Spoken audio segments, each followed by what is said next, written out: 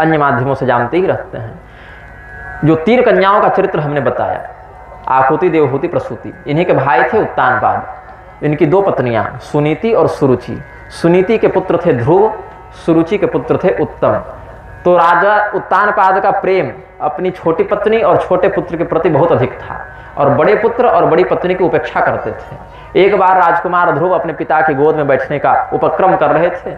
सौतेली माता ने रोक दिया, कह दिया कि तुम इतने सौभाग्यशाली नहीं कि पिता की गोदी पर बैठो, चाहे गद्दी पर बैठो। अगर तुम चाहते हो कि तुम इस आसन पर बैठो तो तुम भगवान की तपस्या करो और मेरे गर्भ से पुनः जन्म लो, तब तुम यह सौभाग्य प्राप्त कर पाओगे। तपसा आराध्य पुरुषम तस्यैवानुग्रहेण में गर्भे तम साधयात्मानम यदिच्छसि निपासनम।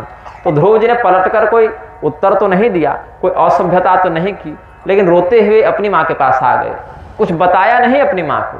माँ ने पूछा कि क्यों रो रहे हो, क्या कष्ट है? तो बालक ध्रुव ने कुछ नहीं कहा। जो महल में काम करने वाले सेवक थे, सेविकाएं थी, उन्होंने बताया बड़ी रानी को कि वहां राजा के पास गोदी में बैठने गए तो छोटी माँ ने ऐसा ऐसा इनको कह दिया। तम निस्वसंतम स्फुरिताधरोष्ठम सुनीतिरुत्संग उदुह्य बालम निशम्य तत्पौव्रमुखान्नितान्तं सा विव्यथे यद गदितं सपत्न्या। बहुत रोने लगी और कहती है कि मैं तो बड़ी रानी हूँ, तुम राज्य के युवराज बनने योग्य हो, गुण से भी और क्रम से भी, लेकिन इस घर में एक दासी का जो सम्मान है राजा की नजर में, उतना भी मेरा सम्मान नहीं है। तो इसमें तुम्हारी गलती नहीं पुत्र कि तुम्हारे साथ ऐसा हुआ, मेरा ही कोई प्रारब्ध खराब होगा कि मेरे दौर्भाग्य के कारण तुम्हारा यह अपमान हो गया। लेकिन चलो ठीक है, इनके मध्य भी हंस बनो, पानी छोड़ो, दूध पियो और यह सोचो कि भगवान की तपस्या करने का तुमको उपदेश हो गया है। ध्रुव जी ने यही गुरु मंत्र पकड़ लिया, चाहे जिस विधि से प्राप्त हुआ कि हमको भगवान की तपस्या करनी है। निकले घर से, बोले कहाँ जाते हो? तपस्या करनी। अरे बाद में जाना, तो कब जाऊं? किस उम्र में तपस्या करनी चाहिए? इसकी तो कोई निश्चित आयु नहीं है। तपस्या तो पूरे जीवन का विषय है। जब प्रेरणा हो उसी समय से अपने आप को तपस्वी बनाना चाहिए। तो माता ने कहा कि भाई क्या करें, इसका संकल्प बड़ा दृढ़ है, तो चले जाओ। ध्रुव जी के हठ के आगे माता का स्नेह थोड़ा कम हो गया। आज ध्रुव जी चले गए। बीच में नारद मुनि मिले। नारद मुनि कौन है? ध्रुव जी के दादा के भाई हैं। तो ध्रुव जी को पूछा नारद जी ने, कहाँ जा रहे हो? बोले तपस्या करने जा रहे हैं। किसकी तपस्या करोगे? पता नहीं, कोई परम पुरुष है उसी की तपस्या करेंगे। तपसा आराध्य पुरुषम तस्यैवानुग्रहेण में सौतेली माँ ने कहा था पुरुष की तपस्या करो, तो परम पुरुष की तपस्या करने जा रहे हैं। अच्छा, कैसे दिखते हैं परम पुरुष? पता नहीं। क्या नाम है उनका? तो पता नहीं। क्या मंत्र है उनका? ये भी नहीं जानते। कहाँ जाओगे तपस्या करने? ये भी नहीं जानते। कैसे करोगे तपस्या? ये भी नहीं जानते। नारद मुनि को बड़ी चिंता होगी, भाई बड़ा अच्छा भगत है ये, जानता कुछ नहीं और करेगा सब। अच्छा कोई बात नहीं, हम बताते हैं कैसे दिखते हैं, क्या मंत्र है, क्या नाम है, सब बताएंगे। तो भगवान का द्वादशाक्षर मंत्र दे दिया, ध्यान बता दिया और शंख चक्र गदा पद्म ये सब बता दिया। ऐसे तो अनंत नाम रूप है कि तुम ये वाला पकड़ लो। अभी पुरुषावतार का रूप बता दिया और उसके बाद कहा कि मधुवन चले जाओ।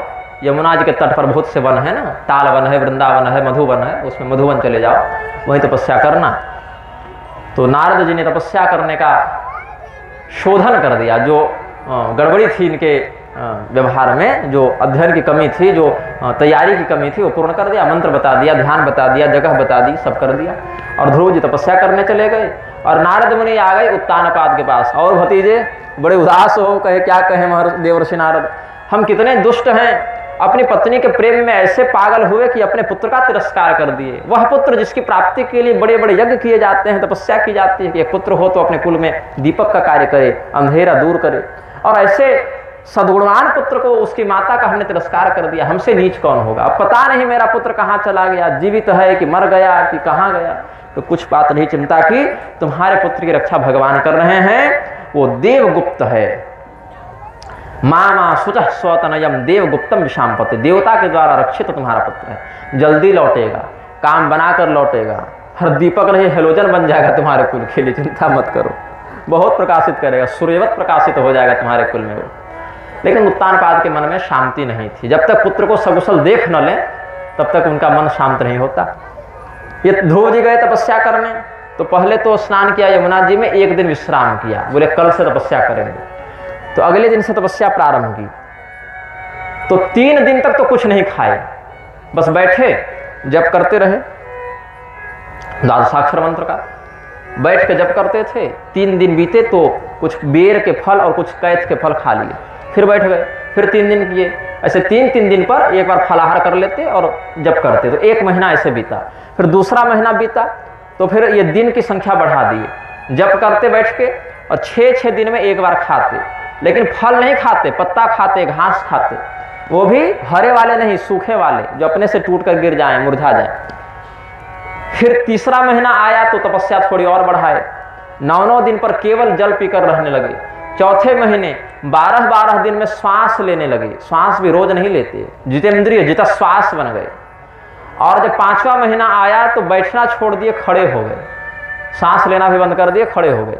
और 6वां महीना आया तो पैर के अंगूठे पर खड़े हो गए, पूरा पैर भी नहीं। ऐसे करके जब ध्रुव जी उत्तरोत्तर क्रम से अपनी तपस्या का स्तर बढ़ाते गए तो उनकी तपस्या के भार से पृथ्वी एक और झुकी हुई प्रतीत होने लगी। सभी देवता व्यथित होकर श्वासावरोध के भय से भगवान के शरण में गए। भगवान बोले कोई बात नहीं, उस बालक के हृदय में जो बात हम जानते हैं, हम उसके वरदान को सफल करेंगे, उसके तपस्या का फल प्रदान करेंगे। भगवान जब आए ध्रुव जी के पास तो ध्रुव जी नेत्र बंद करके ध्यान कर रहे थे, भगवान सामने खड़े हैं, ध्रुव जी उनको देख ही नहीं रहे हैं। अंदर इतना बढ़िया दर्शन हो रहा है तो बाहर क्यों आंख खोलें। तो भगवान सोचे कि ये तो बड़ा दिव्य भक्त है हमारा, बड़ा दृढ़ ध्यान लगाया इसने, अब आंख भी ना खोल रहा है, बहुत देर से हम खड़े हैं। तो भगवान अपने हृदय वाले रूप को छिपा दिए। तो ध्रुव जी हड़बड़ा के उठे, जगे तो देखे सामने वही रूप, गुरु जी जो बताए थे सो ध्यान करते थे, वही रूप सामने है। तो समझ में नहीं आया क्या करें क्या बोलें। तो बहुत प्रेम से देखा, मानो भगवान को पी जाएंगे, एकदम अपने अंदर समाहित कर लेंगे, बस ऐसा गले लगाएंगे कि भगवान और उनमें कोई भेद न बचे। इस भाव से देखा, फिर याद आया कि भगवान को प्रणाम किया जाता है। इतना तो जानते ही थे कि श्रेष्ठ गुरु हैं, पिता हैं, माता हैं, भगवान है, प्रणाम किया जाता है। तो तुरंत दंडवत प्रणाम किए और कुछ बोले नहीं। अब भगवान सोचे कि भगत अब स्तुति करेगा, भगत अब स्तुति करेगा, भगत का एडमिशन नहीं हुआ है, पढ़ाई नहीं है, तो क्या स्तुति करेगा। उसको तो गुरु जी ने मंत्र दिया था, स्तुति थोड़े बताई थी कि भगवान आ जावे तो ऐसे ऐसे स्तुति करना। तो ध्रुव जी बस देख रहे हैं, भगवान सोच रहे हैं कि कुछ बोलता नहीं। फिर भगवान कहे कि अपनी स्तुति कराने के लिए हम ही को पढ़ाना पड़ेगा कि सुनो ऐसे ऐसे मेरी स्तुति करो। तो भगवान ने अपना पांचजन्य शंख ध्रुव जी के गाल में से सटा दिया। आजकल शेयर में आता है ना फाइल ट्रांसफर करने के लिए, भगवान ने सारा का सारा ज्ञान दिव्य विधा से ध्रुव जी के मन में डाल दिया। कृतांजलिं ब्रह्ममयेन कंबुना पस्पर्श बालं कृपया कपोले। तो ध्रुव जी के मन में जब ज्ञान हुआ तो भगवान की स्तुति करते हुए, ऐसे तो बहुत बड़ी स्तुति है, एक श्लोक प्रारंभ का मैं सुनाता हूँ। योऽन्तः प्रविश्य मम वाचमिमां प्रसुप्तां संजीवयत्यखिल शक्तिधरः स्वधाम्ना अन्याश्च हस्तचरण श्रवण त्वगादीन् प्राणान्नमो भगवते पुरुषाय तुभ्यम। हम तो प्रभु आपकी स्तुति करने के समय गूंगा हो गए थे, कुछ बोल न सके, तो आपने कृपा करके मेरी सोई हुई वाणी को जगा दिया। तो मुझे कुछ बोध हुआ तो मैं कुछ बोल रहा हूँ। और जब बोध हुआ तो यह भी हमने अनुभव किया कि केवल वाणी नहीं, हमारे शरीर के माध्यम से जितनी क्रियाएं हो रही हैं वो आप ही करा रहे हैं, आप ही उन सभी क्रियाओं के शक्ति प्रदाता हैं, प्रेरक हैं। ऐसा ध्रुव जी ने स्तुति करते हुए कहा। और भगवान ने फिर कहा कि मैं तो जानता हूँ तुम्हारे मन में क्या इच्छा है, तुमको ऐसी गद्दी चाहिए जिस पर कोई न बैठा हो, जो सबसे ऊपर हो, तो हम तुमको ऐसी गद्दी देंगे। ध्रुवपद हो जाएगा उसका नाम, तुम्हारा नाम ध्रुव, तुम्हारा पद ध्रुवपद। जितने ग्रह नक्षत्र तारा हैं सब तुमसे नीचे रहेंगे, तुम्हारी परिक्रमा करेंगे। तो ऐसा करो, अभी तुम घर जाओ, अपने माता पिता का आनंद बढ़ाओ, राजा बनो, पहले क्षत्रिय हो ना तो क्षत्रिय का पहले कर्तव्य निभाओ। 36,000 वर्षों तक तुम जीवित रहोगे और बूढ़े नहीं होगे, बीमार नहीं पड़ोगे, जवान रह के स्वस्थ रह के तुम राज्य का उपभोग करोगे। 36,000 वर्षों के बाद तुम ध्रुवपद को प्राप्त हो जाओगे, फिर समयानुसार हमें भी प्राप्त हो जाओगे। तो भगवान जब ऐसा कह के अंतर्ध्यान हुए तो ध्रुव जी माथा पीटने लगे कि हम क्यों इतना विलंब कर रहे हैं भगवान तक पहुंचने में, भगवान से भगवान को ही क्यों नहीं मांग लिया। हम तो बिल्कुल मूर्ख हैं, हम बच्चे हैं, देवताओं ने हमारे बुद्धि को ठग लिया, हमको देवताओं ने मूर्ख बना दिया। मतिर विदूषिता देवैः पतत भीर सहिष्णुभिः यो नारद वचस्तथ्यम नाग्राह्य शम सत्तम। लेकिन ठीक है, भगवान की कृपा हो गई, मिल गया कुछ, बाद में ही सही, लेकिन भगवान अपने धाम में बुला लेंगे। ध्रुव जी वापस आ रहे थे तो मार्ग में किसी नागरिक ने देखा तो उत्तानपाद को जाकर बताया कि राजकुमार ध्रुव आ रहे हैं। तो उनके स्वागत के लिए बढ़िया हाथी घोड़ा जुलूस इत्यादि तैयार करके अपने मंत्रियों के साथ, गुरु के साथ, पत्नियों के साथ, बड़े बुजुर्गों के साथ महाराज उत्तानपाद ध्रुव जी का स्वागत करने के लिए गए। ध्रुव जी चूंकि भगवान के प्रेमी हो गए थे, इसीलिए संसार में फिर कोई उनसे विरोध नहीं कर रहा था। सबों के हृदय में ध्रुव जी के प्रति प्रेम का उदय हो गया और ध्रुव जी ने अपनी सौतेली माँ को भी प्रणाम किया, उनसे भी प्रेम से मिले। सौतेले भाई के मन में भी या सौतेली माँ के मन में भी कोई द्वेष नहीं बचा। ध्रुव जी राजा बने। एक दिन उनके सौतेले भाई उत्तम के मन में इच्छा हुई कि हम शिकार खेलने जाएं, तो हिमालय की ओर गए शिकार खेलने, और शिकार के मध्य एक यक्ष से उनकी भिड़ंत हो गई। उस यक्ष का भी नाम उत्तम था। तो दोनों लड़े कि भैया उत्तम तो कोई एक न होगा, तुम अपना नाम मध्यम रख लो या अधम रख लो, उत्तम तो एक होगा। अब दो उत्तम कैसे हो गए? तो बोले कि मैं उत्तम, बोले नहीं हम उत्तम। तो दोनों लड़े तो यक्ष जीत गया और राजकुमार उत्तम वीरगति को प्राप्त हुए। उन्हीं के वियोग में उनकी माता ने भी प्राण त्याग दिए। ध्रुव जी सोचे कि मेरी सौतेली माता की कृपा से हमको भगवान मिल गए और उनको ऐसे मरना पड़ा यक्षों के कारण, हम पूरे विश्व से यक्षों का संहार कर देंगे। तो ध्रुव जी अकेले ही बिना किसी सेना के रथ पर बैठे और अलकापुरी पर धावा बोल दिए, जहां यक्षों के राजधानी, और जाकर अपना शंख बजाया। यक्षों ने, जो द्वारपाल थे नगर रक्षक, तो देखे कौन ऐसा मूर्ख है भाई जो अकेला रथ लेके हमको ललकार रहा। तो ध्रुव जी दिखे, बोले अच्छा ये ध्रुव जी हैं, पराक्रमी तो हैं ही लेकिन मूर्ख भी हैं, अकेले कौन ऐसे लड़ने आता है यक्षों से, इतने क्रूर कर्मा पराक्रमियों से। तो 1,30,000 यक्षों की सेना ने आक्रमण किया। 1,30,000 यक्षों ने ध्रुव जी पर एक साथ आक्रमण किया और ध्रुव जी ने सबको मार पीट कर भगा दिया अकेले। तब यक्षों ने माया दिखाने लगे, माया का प्रवर्तन किया और ध्रुव जी के प्राण जब संकट में आ गए, सभी देवता हाहाकार करने लगे कि आज ध्रुव जी गए, माया से कैसे लड़ेंगे ये यक्षों की माया। तो ध्रुव जी ने नारायणास्त्र चला दिया और नारायणास्त्र के प्रभाव से माया भी मरी और यक्ष भी मरे। ऐसे मरे कि यक्षों के प्रजाति पर ही संकट आ गया कि अब 5-10 मिनट के अंदर अगर ध्रुव जी हम लोग को नहीं जीवित छोड़ते हैं तो यक्ष अब इतिहास बन जाएंगे, ये कल्चरल जेनोसाइड हो जाएगा। तो ध्रुव जी के क्रोध को कौन शांत करे? तो सबसे पहले उनके दादाजी आए, स्वयंभू मनु, बोले कि देखो पुत्र, तुम भगवान के भक्त हो, इसलिए ऐसा विरोध करना उचित नहीं। तुम किसी को नहीं मार रहे और कोई तुम्हारे भाई को नहीं मार रहा। हर प्राणी की मृत्यु निश्चित है, किसी न किसी बहाने से कोई किसी न किसी की मृत्यु का निमित्त बन जाता है। यक्ष तुम्हारे भाई की मृत्यु का निमित्त बन गए, तुम यक्षों की मृत्यु का निमित्त बन गए, लेकिन फिर भी सज्जनों के लिए ऐसा क्रोध और आतंक का प्रसारण करना उचित नहीं है, तुम छोड़ दो। तो अपने दादाजी की बात का सम्मान करते हुए ध्रुव जी ने यक्षों को क्षमा कर दिया और फिर यक्षराज कुबेर उनसे मिलने आए। बोले कि जो वैर क्षत्रिय पालता है वो कई पीढ़ियों तक चलता है, 7 पीढ़ी के बाद भी क्षत्रिय बदला लेता है। और ऐसे हे क्षत्रिय दायाद, हे क्षत्रिय पुत्र, भो भो क्षत्रिय दायाद परितुष्टो स्मितेन भव यस्तम पितामहादेशाद वैरम दुस्तजमत्यज। तुम्हारे दादाजी के वचनों का सम्मान करके तुमने हम यक्षों को क्षमा कर दिया, इसके लिए हम ऋणी हैं तुम्हारे। और तुम्हारे दादाजी ने जो कहा कि काल ही सबको मार रहा है किसी न किसी रूप में, वो ठीक बात है, ये तुम भी समझते हो, यही है भी, हम भी जान रहे हैं। काल एवं ही भूतानां प्रभुरप्यय भावयो। तो तुम हमारे अतिथि हो, भगवान के भक्त हो, सज्जन हो, हम तुमको कुछ वरदान देना चाहते हैं। और सुनो, हम जानते हैं कि भगवान से वरदान लेने के बाद तुम हम जैसे देवताओं से वरदान की आकांक्षा नहीं रखते, फिर भी हमें आज बहुत इच्छा हो रही है कि हम तुम्हें कुछ वरदान दें, तो तुम हमसे कुछ वरदान मांगो। ध्रुव जी संकट में पड़ गए, धर्म संकट में। सोचे भगवान की शरणागति प्राप्त करने के बाद किसी अन्य देवता से वरदान नहीं लेना चाहिए। और बड़े हैं, सम्माननीय हैं, हमारे पूजनीय हैं कुबेर जी, अब इनको ठुकरा भी नहीं सकते। आखिर कुबेर जी भी भगवान की ही तो विभूति हैं, देवता हैं, तो ऐसे कैसे इनको मना कर दें। तो इनका भी सम्मान रहे और हमारी भक्ति भी न खंडित हो, इसके लिए ध्रुव जी ने बड़ी सुंदर युक्ति लगाई और वरदान में कहते हैं, सराज राज नवराय चोदितो ध्रुवो महाभागवतो महामति हरौ सबव्रे चलितां स्मृतिं ययातरत्ययत्नेन दुरत्ययं तमः। कुबेर जी भी अपने जीवन में ऐसा वरदान किसी को नहीं दिए होंगे जैसा ध्रुव जी को दे रहे हैं। ध्रुव जी कैसे हैं? महाभागवत, भगवान के परम भक्त हैं, महामति ही परम बुद्धिमान हैं। तो क्या कहते हैं, हे कुबेर जी, यदि आप मुझे कोई वरदान देना चाहते हैं तो यही दीजिए कि हमारे मन से भगवान के चरणों की स्मृति कभी दूर ना हो। कुबेर जी से ऐसा कौन मांगता है, सब पैसा मांगते हैं।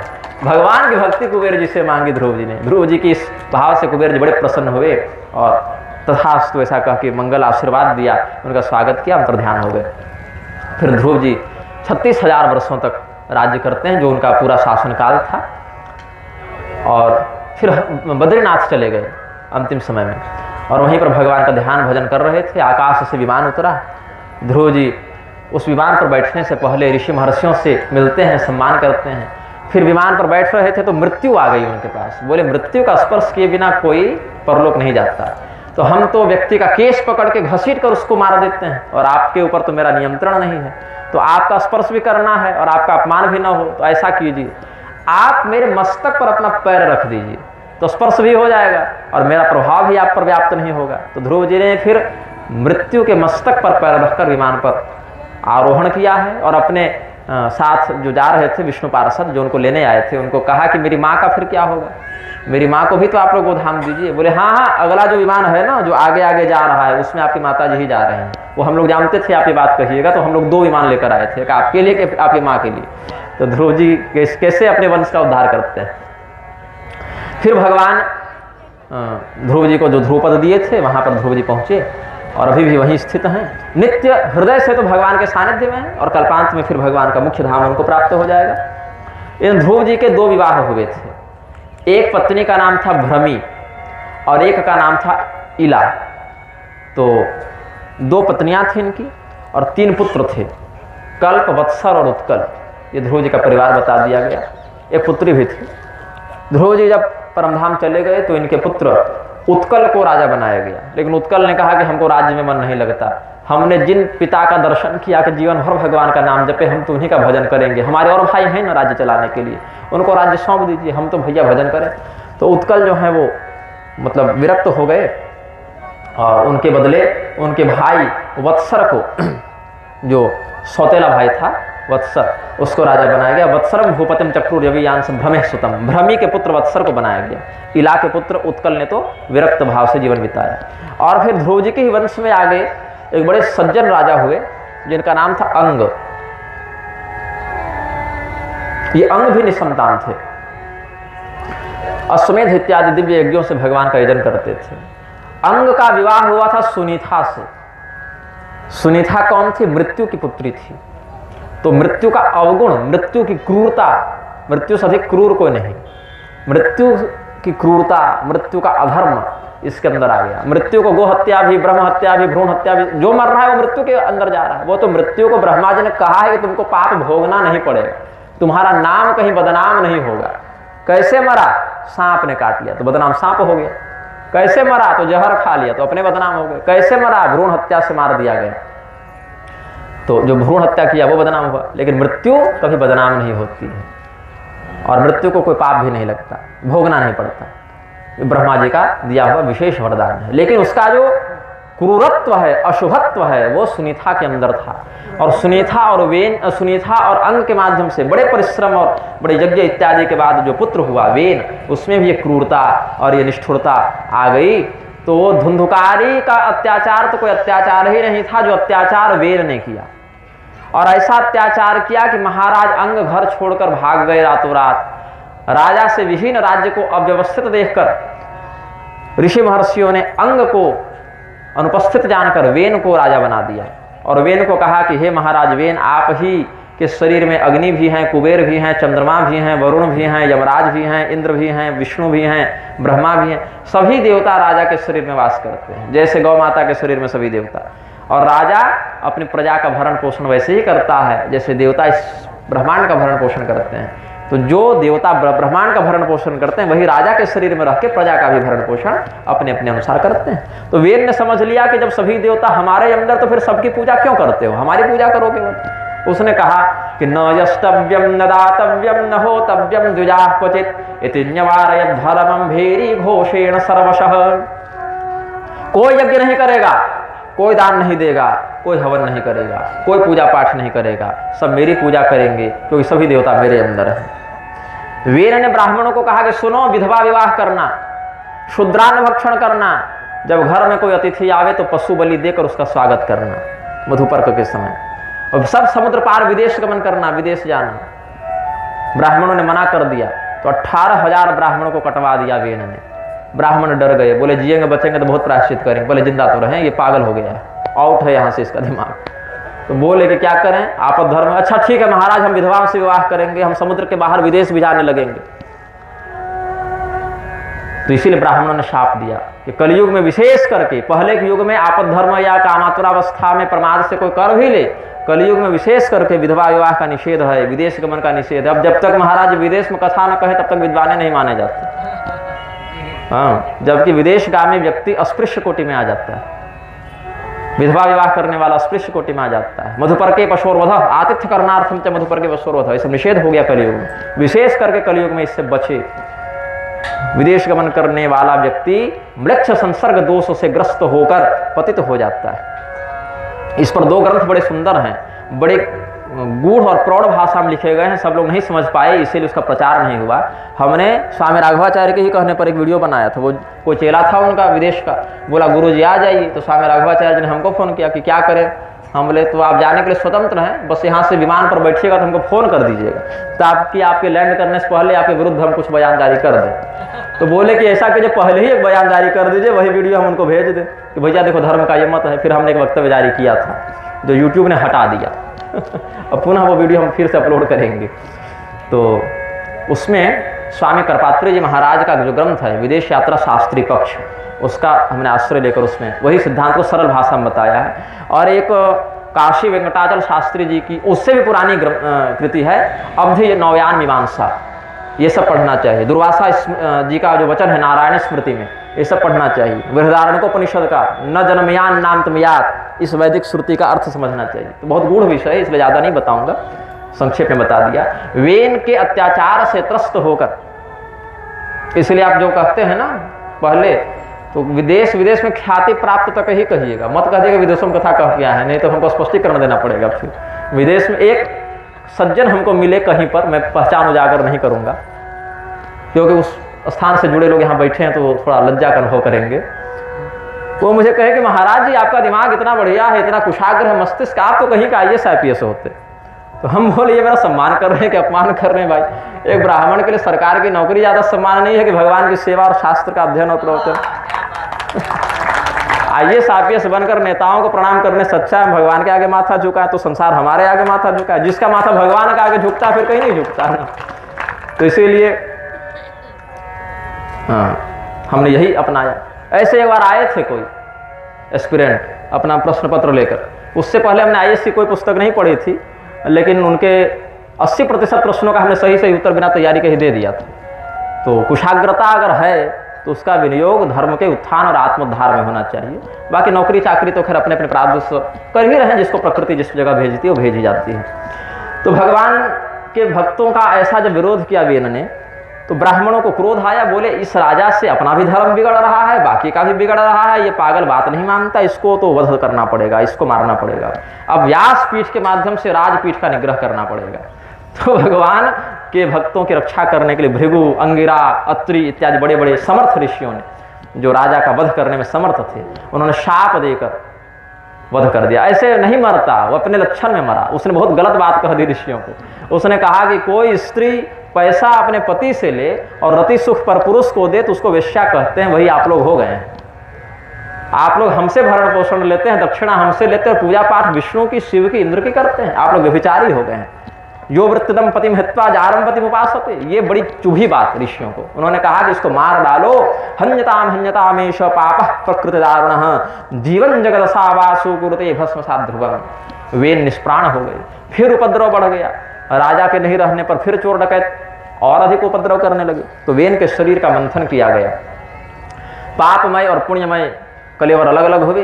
तो पापमय कलेवर से एक बौना व्यक्ति उत्पन्न हुआ, जो काले रंग का था, बौना व्यक्ति था। उसको देखकर ऋषियों ने कहा कि निषीद मतलब बैठ जाओ, बाद में बताएंगे तुम्हारे लिए क्या आदेश है, बैठ जाओ। तो वो निषीद मतलब बैठ गया। वहीं से निषाद जाति का प्रादुर्भाव हुआ। और जो सुकृतमय कलेवर था उसके फिर 2 हिस्से हुए, एक पुरुष बन गया, एक स्त्री बन गई। उस पुरुष के रूप में भगवान विष्णु का एक और अवतार हुआ जिसको पृथु कहते हैं, और उस स्त्री के रूप में भगवती लक्ष्मी ने अवतार लिया जिसको अर्ची कहते हैं। तो महारानी अर्ची और महाराज पृथु के रूप में भगवान एक ही साथ भगवान लक्ष्मी नारायण का अवतार हुआ। एष विष्णोर भगवतः कला भुवन पालिनी यम च लक्ष्म्याः संभूतिः पुरुषस्यानपायिनी अयं तु प्रथमो राज्ञां पुमान् प्रथयितायशः पृथुर्नाम महाराजो भविष्यति पृथुस्रवाः इयं च सुदत्त